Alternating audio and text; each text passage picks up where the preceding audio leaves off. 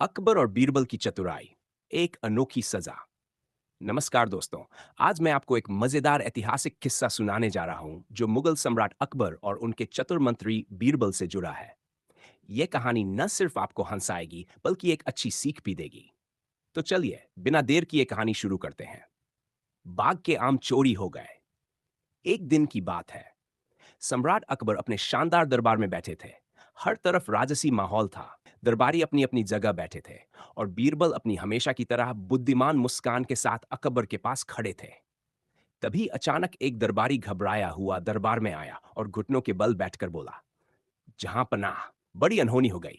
महल के पीछे जो बड़ा आम का पेड़ है, जिसके आम हर साल इतने मीठे होते हैं कि लोग उसकी तारीफ करते नहीं थकते, इस बार किसी ने सारे आम तोड़ लिए। एक भी आम पेड़ पर नहीं बचा। अकबर को यह सुनकर बहुत गुस्सा आया। वह अपनी राजगद्दी से थोड़ा आगे झुके और गंभीर आवाज में बोले, ये तो बहुत बुरा हुआ। किसकी हिम्मत हुई हमारे महल के बाग से आम चुराने की? अगर हर कोई ऐसे ही चोरी करने लगे तो राजमहल का क्या होगा? उन्होंने एक नजर बीरबल की तरफ डाली और कहा, बीरबल, मुझे पूरी उम्मीद है कि तुम इस चोर को पकड़ने का कोई न कोई उपाय जरूर निकालोगे। बीरबल ने मुस्कुराकर कहा, बिल्कुल जहां पना, मैं ऐसा तरीका अपनाऊंगा कि चोर खुद ब खुद सामने आ जाएगा। बीरबल की जादुई छड़ी। रात होते ही बीरबल ने सभी दरबारियों, महल के रक्षकों और सेवकों को इकट्ठा किया। उन्होंने एक एक को एक लकड़ी की छड़ी दी और कहा, यह कोई साधारण छड़ी नहीं है, यह जादुई छड़ी है। अगर आम चुराने वाला इनमें से कोई हुआ तो उसकी छड़ी रातों रात छोटी हो जाएगी, और सुबह जब हम इन छड़ियों की लंबाई नापेंगे तो चोर अपने आप पकड़ में आ जाएगा। यह सुनते ही सभी लोग थोड़ा घबरा गए।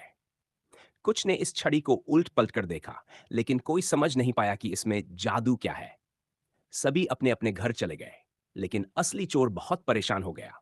वह बार बार अपनी छड़ी को देखता और सोचता, अगर मेरी छड़ी सच में छोटी हो गई तो मैं पकड़ा जाऊंगा। क्या करूं? कहीं ऐसा न हो कि सुबह अकबर मुझे सख्त सजा दे दे। डर के मारे उसने अपनी छड़ी को थोड़ी काट दिया, ताकि अगर यह छोटी हो तो भी बाकी लोगों की तरह ही दिखे। फिर उसने चैन की सांस ली और सो गया। चोर का भेद खुला। अगली सुबह सभी दरबारी और सेवक दरबार में इकट्ठा हुए।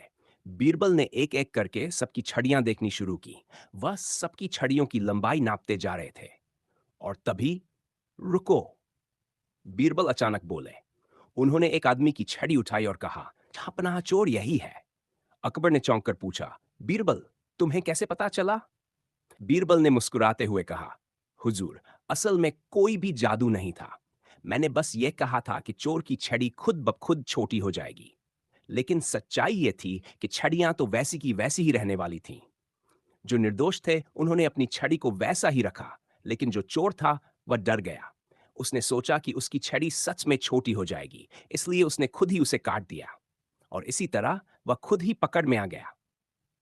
यह सुनकर दरबारियों में हंसी की लहर दौड़ गई। अकबर भी जोर जोर से हंसने लगे और बोले, बीरबल, तुम्हारी बुद्धिमानी सच में कमाल की है। अब चोर को मिली अनोखी सजा। अब सवाल था कि चोर को क्या सजा दी जाए। अकबर ने कुछ देर सोचा और फिर मुस्कुराते हुए कहा, इस आदमी को जेल भेजने से कुछ हासिल नहीं होगा। इसकी सजा यह होगी कि यह अगले 3 साल तक महल के बाग की देखभाल करेगा, पेड़ लगाएगा, उनकी रक्षा करेगा और तब तक एक भी फल नहीं खाएगा।